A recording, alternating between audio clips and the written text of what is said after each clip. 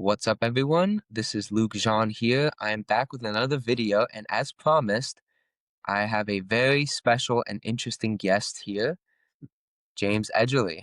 How you doing today? I'm doing fine, thank you.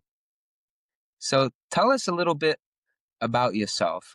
Today's topic for everyone is the post-Protestant thesis and the decline of cultural consensus and the path to its recovery. So I don't know if you want to share a little bit about yourself, your background, what you're currently researching and doing these days. Yes, well, thank you for inviting me, Luke, to be in your studio today. And I'm really happy to be talking about the post-Protestant thesis, which is a little booklet. I don't have one right in my hands here, but I got one. there it is. Okay. So anyone who wants to get a hold of that can let us know. We can send it out. It's been published and very widely read, and it really reflects a lot about my current view of the situation in our country. I myself grew up in suburban Boston. I love to do outdoor sports, most especially skiing and surfing. And I had a business career after going to business school. It lasted for 35 years and did a lot of very interesting and things I considered a very worthwhile career. I built 4 companies and sold them. Um, but at the same time, I've always maintained an active role in ministry, including I was the pastor of the church, of the Boston Family Church, for 10 years. And before that, I was the assistant pastor, and I've remained very active in the Boston Family Church.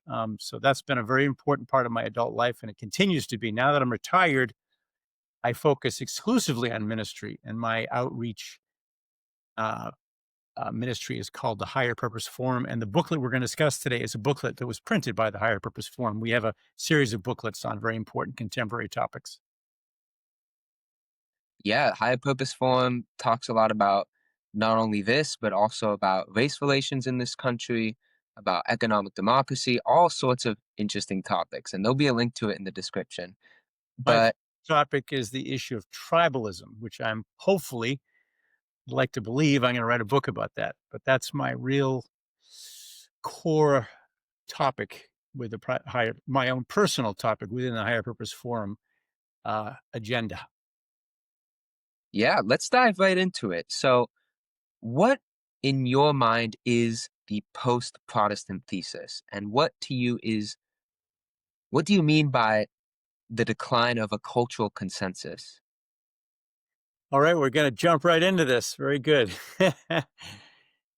Okay, well, the idea of a social consensus is that underneath the institutions,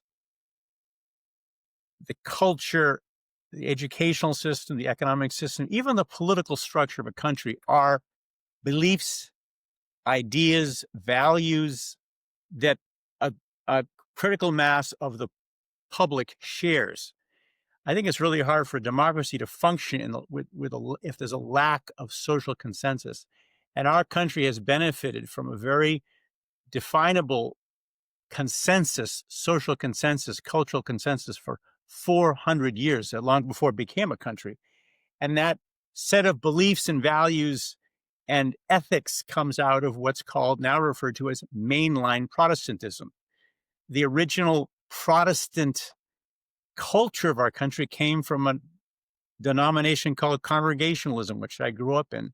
But we also had Lutheranism and Episcopalianism and the Baptists, the Methodists, the Lutherans, the Disciples of Christ. There are 7 basic core mainline Protestant denominations.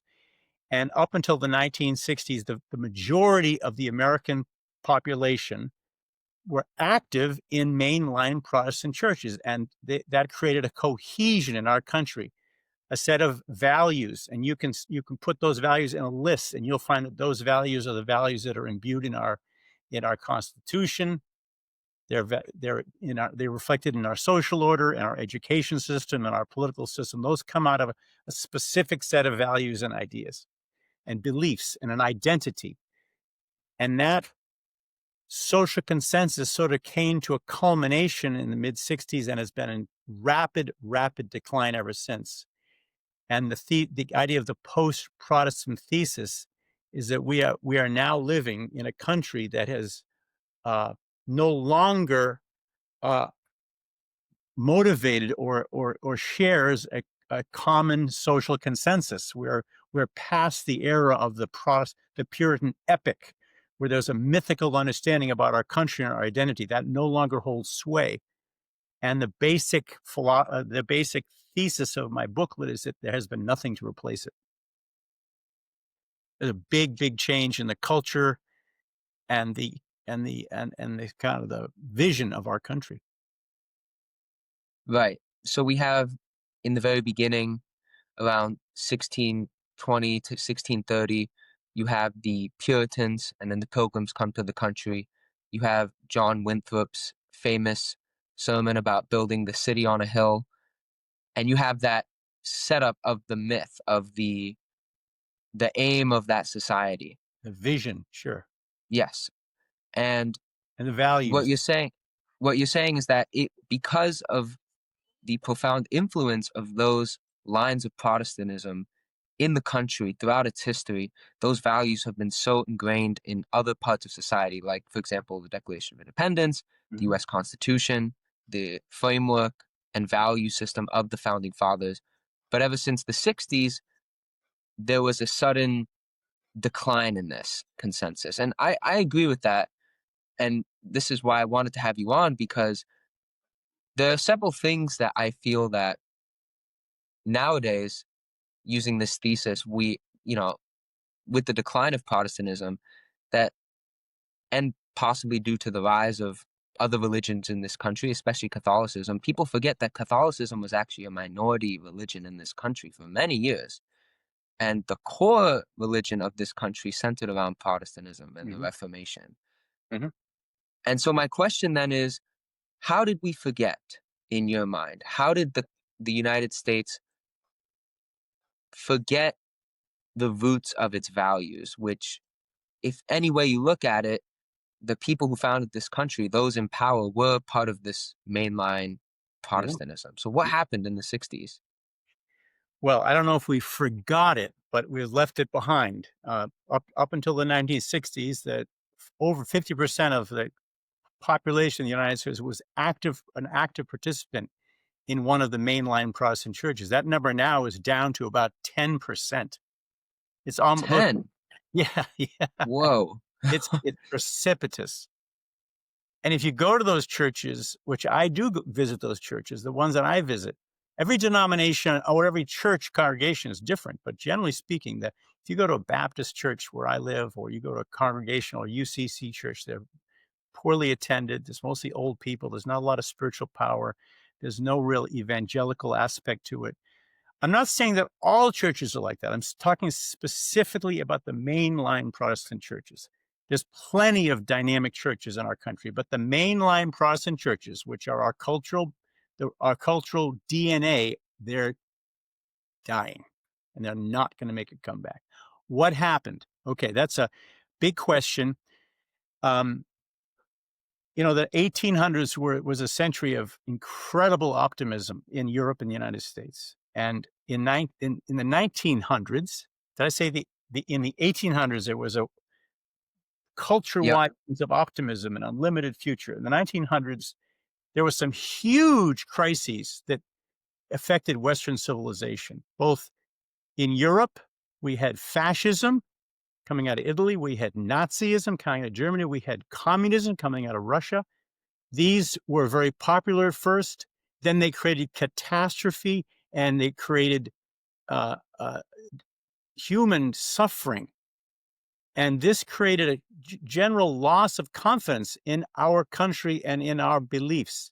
In the domestic front, we had a number of big social challenges. These actually started in the 1920s. You can say that the decline that we saw really come apart in the 1960s. A lot of people say it started in the 20s. You have big problems in U.S. urban centers, U.S. cities caused by industrialization. People were really disappointed with the results, the cultural consequences of our prosperity. You have racial issues in our country. You have political assassinations. You have the malaise of the Vietnam War. And you have all these upended culture, sexual mores and things. And people began to doubt or lose confidence in our identity and what we stood for as a country. And so they came to the conclusion that Protestantism, our traditional set of answers that our culture provided to guide our culture, those were no longer capable to cope with the threats or the challenges of modernity. So there's a sense that the answers provided by our beliefs and the identity that we bought into were no longer valid, and this has caused a crisis in our Protestant confidence. You know, one interesting thing too is that the same thing was happening in Europe actually. If you take a look at the Weimar Republic after World War One, there was huge cultural shifts and cultural changes that preceded Hitler's rise to power. Yeah, And the same occurred in other countries throughout Europe. yeah, Um, and if even the 20s, yeah, I mean, the Great Depression hit in 1929. I mean, what a shocker, what a shift in everyone's way of life. I should have mentioned that one. That was a big, really Mhm. striking. Something's wrong with our country. We can't go back to the old answers that seem to work in the past. They no longer work in the future. So people lost confidence in the status quo and the beliefs that underpin the status quo. That's why we can say that the cultural consensus created by mainline Protestant faith is no longer present. And what do you say are the main theological limitations or a theological loss of confidence in mainline Protestantism? Because that I would say that's another factor too, wouldn't you say? Well, that's might be beyond my competence, Luke, but I would say that certain aspects of the cultural core that we receive from mainline Protestantism are perfectly valid, and they will stand the test of time. The idea of uh, the consent of the governed, or the divine value of individuals, or the distrust of monarchic authority, or the Protestant work ethic. These things are perfectly valid. They come out of our Protestant DNA. But I think our I think I'm not a theologian, but I would say this whole emphasis on individualistic approach to salvation, where I'm prioritizing my own well-being. As long as I'm saved, then I can be confident in the future. I would say that uh, the inability of Protestantism to confront a materialistic ideology, the inability of Protestantism to really confront evil. I would say the great exception to that is a movement that did come out of Protestantism, which was highly effective. And that's the civil rights movement. They did successfully confront evil, but Protestantism, instead of really dealing with some of the ills of our society, it kind of divided into liberal and conservative uh, churches. The church is divided. All the mainline Protestant churches have become weakened by internal division. So for some reason, their theology, the inspiration of the theology, wasn't strong enough to keep the the spiritual community cohesive under the threats of modern American life. Protestant has been very weak in confronting and answering the issues of modern sexuality that our country is really, really struggling with. I don't see that Protestantism, these churches that I grew up in, have given a satisfactory answer in response to these kind of challenges. So um, the basic view of religious historians is that a lot of answers that modern society required were not available through the traditional Protestant uh, way of thinking. Protestantism has a hard time dealing with the incredible religious plurality of our country. A new light movement has to be able to deal with all these issues, and I'm afraid that traditional Protestant thinking is not up to all that. I'm not saying there's nothing about it that's valid. There's a lot of it that's very rich and deep that we'll never leave behind. But it needs to evolve and become more effective as a in the modern age. Right. It's like that integration of the material and physical world into their theology. A lot of mainline Protestantism, Calvinism is an example, has the doctrine of absolute predestination. Stuff like that, in my view, when you get to the end of the 19th century and you enter the 20th century and all the inventions that are the fruits of the Industrial Revolution are now making its way throughout society. It's no longer just in the upper classes, it's now everywhere. For example, Henry Ford's car in the 20s, for example. Inventions like that really like turned the tables on what it means to live in the material world. You started to have material comfort, like real substantial material comfort. I mean, in the 50s, all the ads about appliances, for example, that just changed the perception of what convenience is in society. To me, I don't see Protestantism, certain like not they're all not the same as we know, but a lot of Protestant denominations, I think their theology struggles to integrate in that respect. Yeah, they don't cope very well with with modern materialistic society and create a higher source of inspiration and guidance that can be integrated with modern consumer life. Right, and it's not to say that, oh, we should bend Jesus's teachings. No, but there's a difference between bending and not being based in reality. I think especially if you see all the evils of the 20th century and you're still harping on the doctrine of absolute predestination, I mean, what are we doing here? um, Well, the Protestant church, Protestantism had a really hard time dealing with the threat of ideas such as uh, evolution, Darwinist understanding evolution, and it struggled with that. It was not able to cope with that very successfully. And there's that great movie called Inherit the Wind, in which the fundamentalist theological approach kind of looked foolish in the light of modern science. So that's not to say that the ideas behind that defense of creation weren't accurate. They just had a hard time being effective in the light of sophisticated modern society. right, right, and like we said, there are many good things about Protestantism. I think one of the biggest and most important things truly is the transformation of life of faith to which reading the Bible is the believer's portion of responsibility, and that sense of integrating individualism into a life of faith. That's why I think Catholicism was falling very short in the 14th and 15th centuries. And then when you get to the 16th century, you have the Reformation. But you mentioned New Light movements. What is a New Light movement, and how have these movements sought to address this decline and loss of cultural consensus? Well, New Light movements are a really important part of our history as a country. We've been through this kind of cultural dysfunctionality 4 times, and there's always been a response.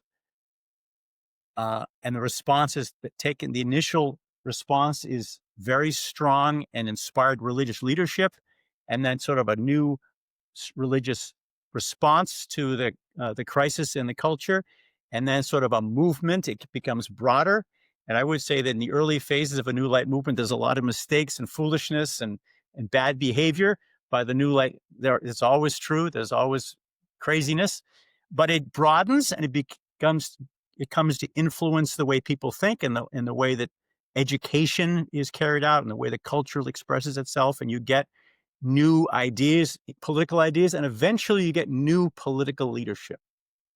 So the ability of our country to regenerate itself based upon new religious movements, new that are consistent with our Protestant mainline beliefs.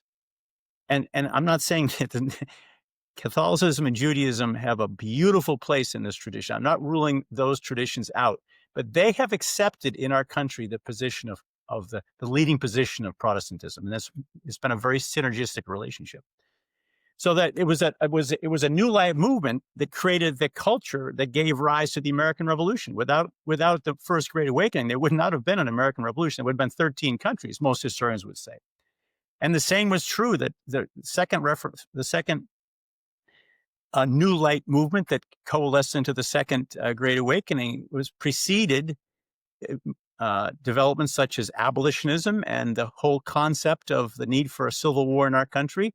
And you could say that the Civil War and the emergence of a political leader like Abraham Lincoln was the fruit of the Second Awakening. And we had something similar to the Third Awakening, which gave rise to the social movements of the 1920s and 30s, and eventually manifested itself in the Civil Rights Movement, which is equal in standing, in my view, to the American Revolution and the Civil War. Very, very significant advancement for our country because of an underlying spiritual change. And these new light movements bring, I would say, new ways of thinking about old ideas. They bring a new understanding, new solutions, new ways of thinking, new leaderships, new light. And I believe they come from God. And I believe that right now, what we're looking for, what's kind of overdue in our country, is some sort of an awakening, a spiritual awakening that can work itself through our institutions and eventually create even new political leadership. I would say there is some of that going on, which we can talk about, but most people are very comfortable when I say that we are in need of a spiritual awakening. They can see that there's a lack of consensus because new light, new spiritual ideas that are consistent with our cultural core, but do lead the way forward to a greater confidence in our future, have not arisen. So we're struggling in our need for a new light movement in this country. Some would doubt that some would say it's no longer possible for that to happen in our country.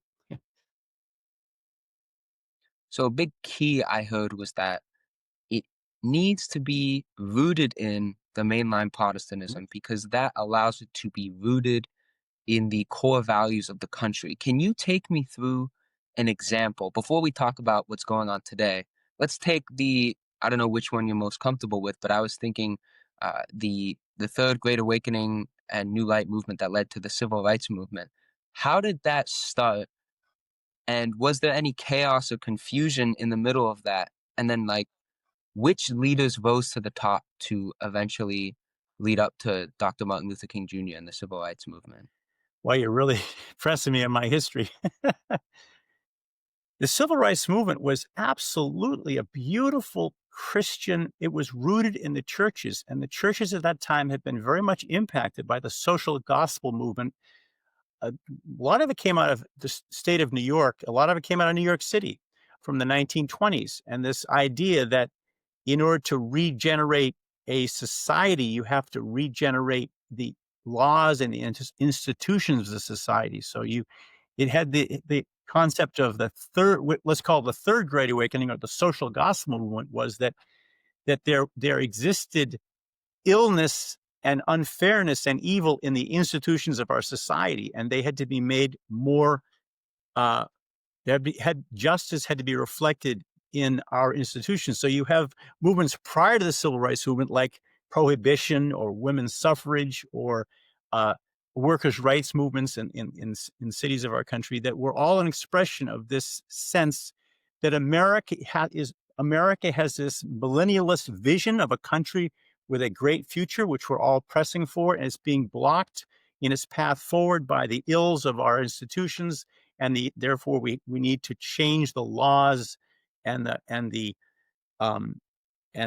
politics that are preventing Christian justice from continuing forward.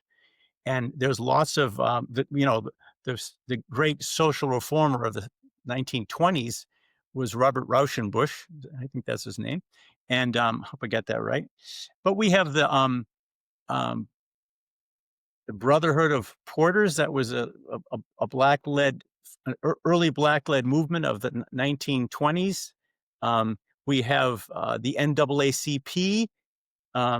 We have CORE. These are all movements that preceded the Civil Rights Movement. So by the time the Civil Rights Movement came, there was already a Christian-rooted social justice movement in our country ready that could receive the next level of new light, which was Martin Luther King and his incredible, successful civil rights movement, which is very consistent with our our our Protestant cultural core. And that's why people understood it and people supported it and it was successful, and why Dr. Martin Luther King ended up changing the culture of our country, because what he did was brought new light that was consistent with our cultural core. There's other movements that have tried to bring new light and they haven't been consistent with our culture core and they've failed. They last for a few years because they don't create traction or resonance within the people of our country. Black Lives Matter is a movement like that, in my view. It was inconsistent with our cultural core. It upset people that the way that they were disrespectful of our country's tradition. They were even disrespectful, in my opinion, of Dr. Martin Luther King, the civil rights movement. So it's really not going anywhere. That was an attempt to create a new social consensus. Right. So so what I'm seeing is this pattern of, for example, let's take the First Great Awakening, which eventually led up to the American Revolution. You have various people, various factions in the country that are moving things towards a broader idea, which manifested in the revolution. Mhm. Same thing with the Second Great Awakening. You had this various people, various groups, various factions building towards this idea of abolition of slavery, and then it boomed with the civil rights, with the Civil War, and the same thing with the third one. We had various figures, various movements leading up to the civil rights movement. Mhm. So now we come to today. You mentioned, for example, Black Lives Matter, which tried, and in my opinion, if we take a look at the election results and popular opinion polls, has failed to Mhm. change the social consensus of the country. Yes. Uh, it has failed. So, You could see what that are when you some examples of new lights besides Black Lives Matter that maybe are succeeding, could succeed, or have failed, or are failing as it now stands? well, there have been attempts. There was this social reformation movement that followed on the civil rights movement in the late 60s that came out of liberal Protestantism, came out of the social gospel movement. That was a social reformation movement based upon Christianity that did not get any traction. There was liberal Protestantism that I guess you could say was centered out of the National Council of Churches during the Vietnam War, and after that was very prominent for a while and kind of sputtered. There was what was called the New Right, Jerry Falwell, the Moral Majority, Christian Coalition. This, I think people refer to as a nationalist New Right, that worked very hard for many years to create a new cultural consensus. I don't think it was successful. There was a great movement in our country that I participated in the 70s, 80s, and 90s, the unification movement, which the absolutely the founder of that movement believed he was leading a great awakening, and my view is it was a cultural misfit with our country, and it wasn't able to gain traction. Um, I think that the most successful organization right now, or movement right now to create social consensus, this is perhaps controversial, but there is a movement that has succeeded in providing new leadership, and it is the evangelicals. Um, It's they're evangelical Protestants and they're evangelical Catholics, and they have a set of values and they have a vision of the future and a set of beliefs and an identity. And they are perhaps the most cohesive new light movement in place right now. And my view is that if you want to understand the roots, the cultural and identity, the core roots of the movement that has now elected Donald Trump as our president, that's where it comes from.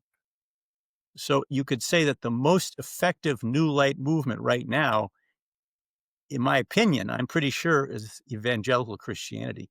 And there's as you know, a very strong reaction against that movement. The opposition doesn't really present an alternative. They're just presenting themselves as against the initiative of this vision, this expression of the values and beliefs of evangelical Christianity, which is a fairly broad group, but they have a kind of a cohesive set of ideas and values.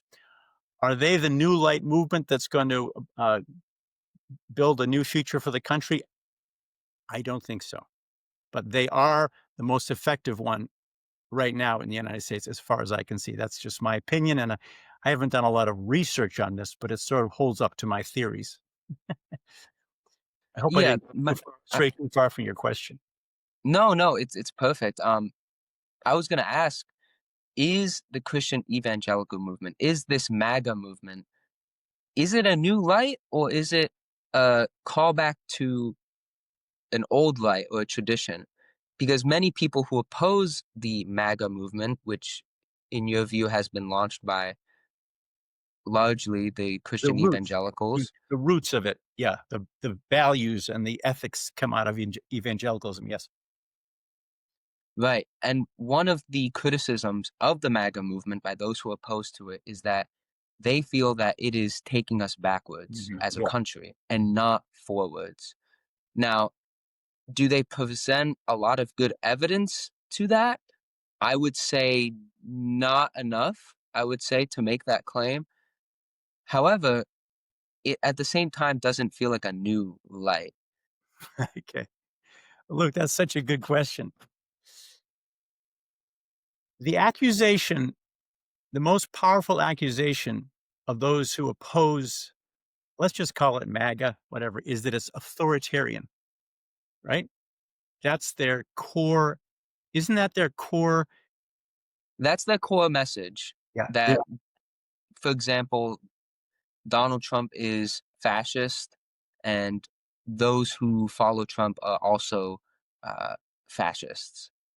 And I've been thinking a lot about this because in Trump's first term, in my opinion, I feel that he had so much attacks and investigations from the other party, the Democrat Party, that he did not have a full opportunity to exert what he wanted to in terms of policy and in terms of governing the country. Now, however, it seems like he is making a lot of bold, quick, and decisive action.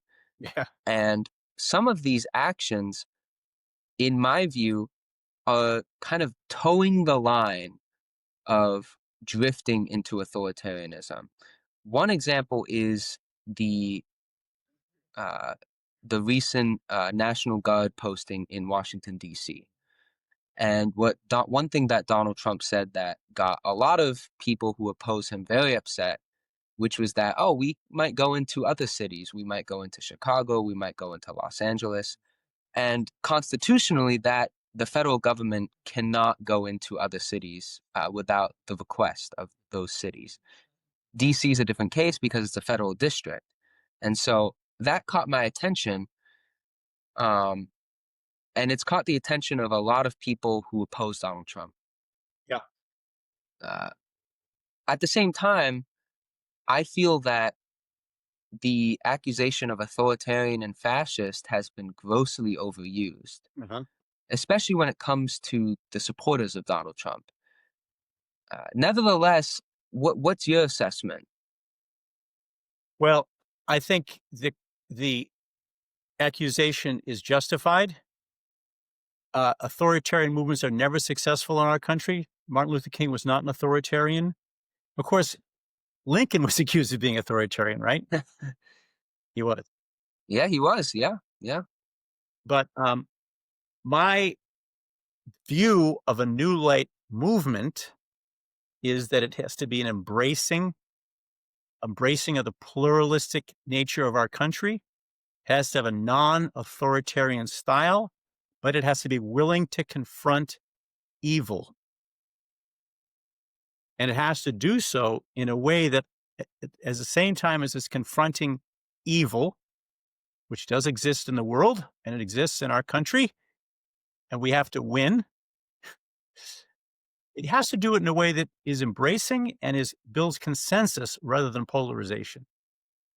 I mean, someone like there are presidents who've been able to do that. I mean, Ronald Reagan was like that.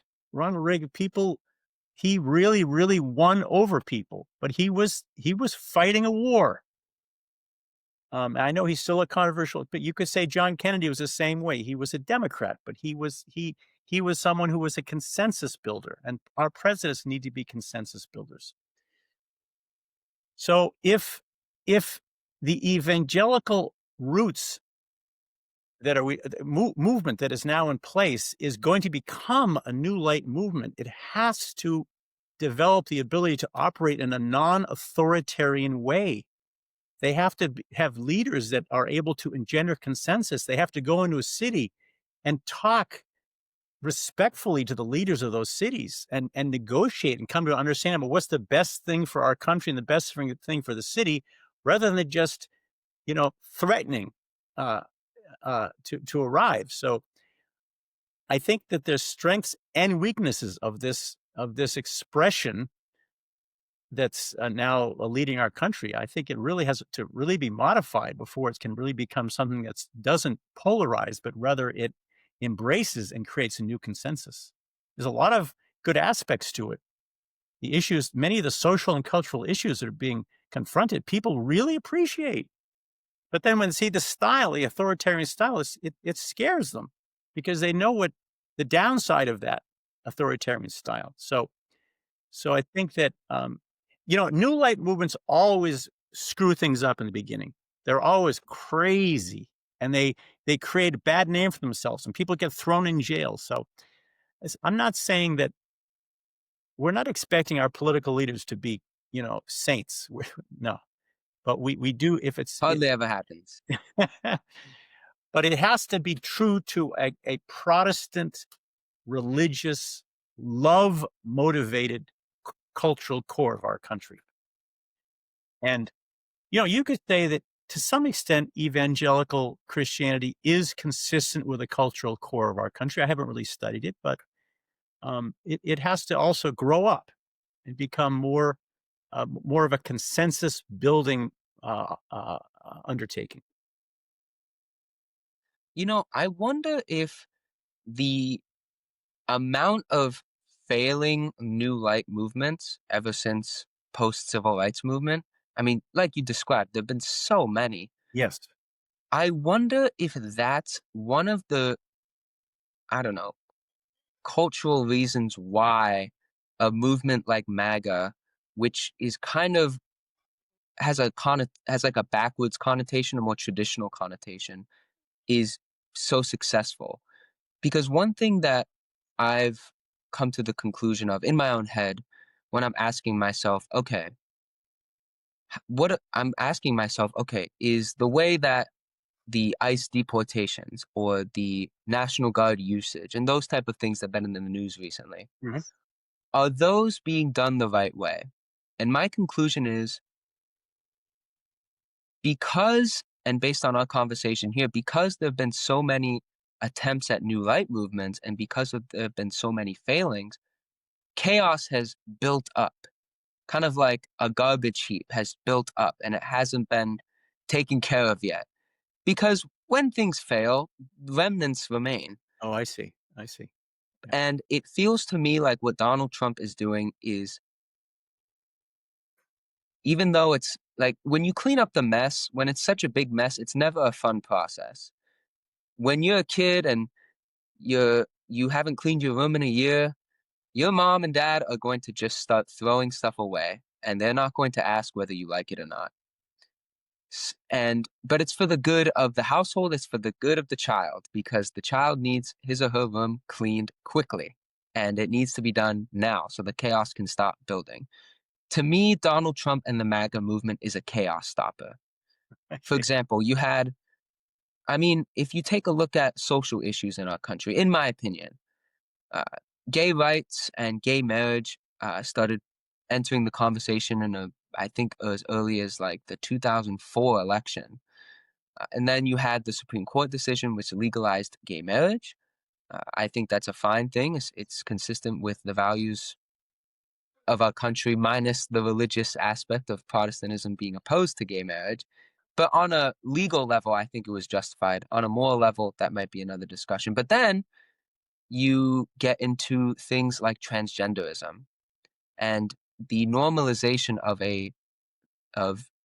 gender dysphoria and those type of conditions. And then you get new pronouns entering the English language. And the chaos, in my opinion, mounted more and more and more. And so that's why, to me, I'm not freaking out over the way that Donald Trump is doing these actions. It's almost like a cleanup job so that next election cycle or next cultural cycle, however you want to describe it, there can be room for another new light movement to possibly emerge. Because you're right, it's not an embracing movement at the end of the day. I follow certain conservative accounts, and there's no or very little compassion towards those who are being deported, Yeah. even though it's a nuanced issue, because the nuance is, in my opinion, a country has to enforce its laws. Mhm. You can't have a country that doesn't enforce its laws. You can't have a country without borders. But also, the people that have come here illegally are not bad people. If I were one of them and I had a president, there was a president in my lifetime that was leaving the United States border open and allowing me to come and maybe giving me a free hotel and a debit card, of course I would take it. Why? Because I'm a normal person who wants a better future for myself and my family. So for certain people in the MAGA movement online to say, "Oh, you should have just done it the right way," and ha ha ha, go home, get deported. That to me is not an attribute of new light. It's not embracing, and it's Hmm. kind of ugly, and it actually is against the essence of Jesus' teachings, which advocated for both spirit, the love and compassion for others, and the truth, the word, the law. And And Jewish teachings very generous to term in the Bible tells aliens, right? Very generous that's to right. aliens. Yeah, yeah. It's a big issue in the Old Testament. Well, that's interesting, Luke. So you sort of see if evangelical Christianity is a new light movement, then it really has to evolve. Is that your sense? Yeah, it does. I believe it does because the MAGA movement, like I said, is great for taking care of built up chaos, Yeah, built up things that just aren't a part of the mainline Protestant value system, yeah, which is a lot socially and culturally, but it has to evolve. yeah.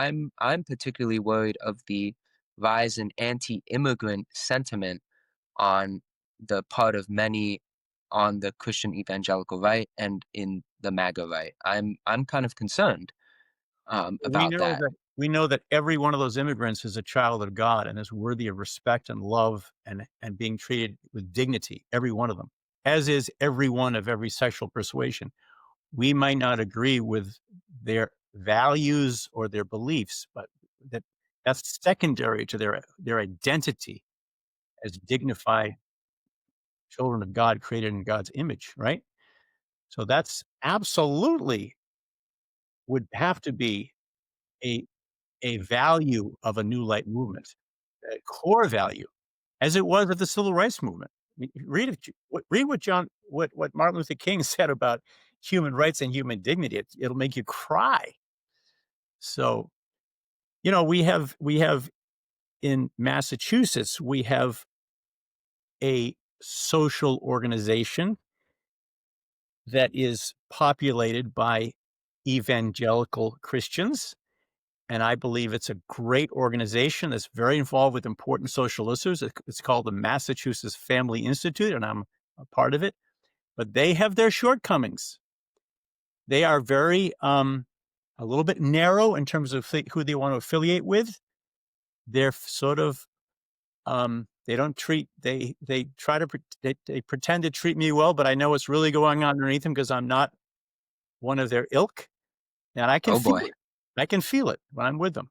They'll take my donations, but um, and in any case, I could say other things about. I really, really respect and love the Mass Family Institute, and they're an expression of the of the movement of evangelical Christianity, and they're doing great, great things in their state, and I support them, and I go to their events, and I give them money.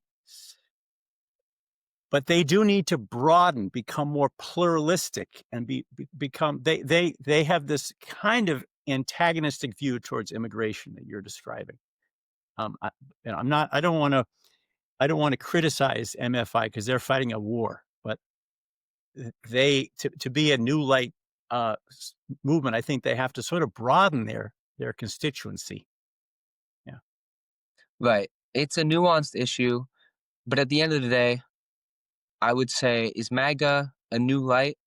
Is the Christian evangelical, as it stands today, a new light? I would say no, partly because part of what Donald Trump is doing, and I think it's necessary for a time period, not forever, but it's necessary at some points in history to divide.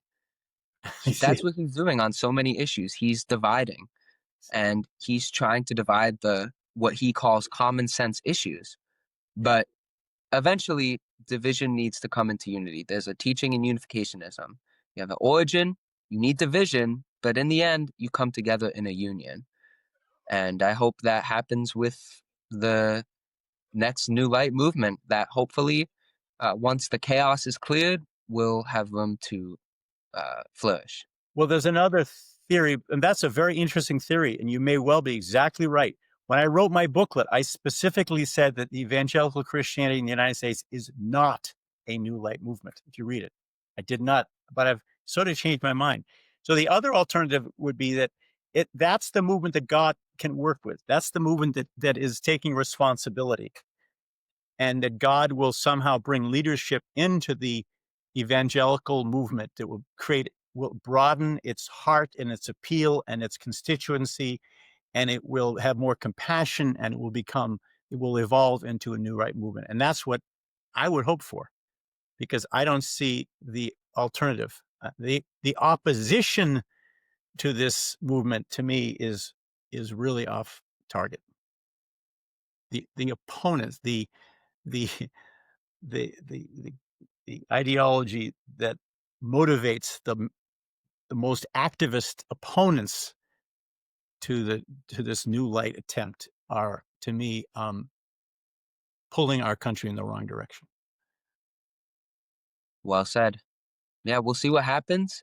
Uh, but thank you so much for coming on and having this conversation.